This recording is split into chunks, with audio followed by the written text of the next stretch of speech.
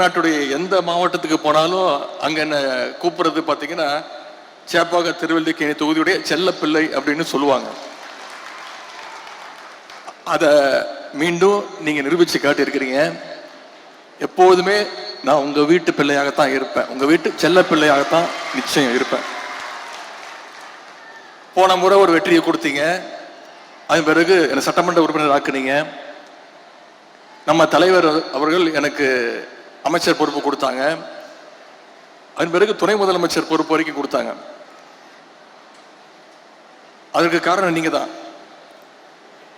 இந்த முறை தலைவர் அவர்கள் என்னை எதிர்கட்சி தலைவராக அந்த பொறுப்பை கொடுத்திருக்கிறாங்க, மிகப்பெரிய பொறுப்பு. அதற்கும் காரணம் இங்க வந்திருக்கக்கூடிய நீங்க தான், நம்மளோட தொகுதி நீங்க தான் காரணம். உங்களுடைய அன்பும் உங்களுடைய ஆதரவும் இல்லாம நான் ஒண்ணுமே கிடையாது. அதை நிச்சயம் உணர்ந்து என்னால் முடிந்த அளவுக்கு நம்முடைய தொகுதிக்கும் உங்களுக்கும் என்னென்ன திட்டங்கள் வேணுமோ அதையெல்லாம் நிச்சயமாக எப்பொழுதும் போல அந்த பணிகள்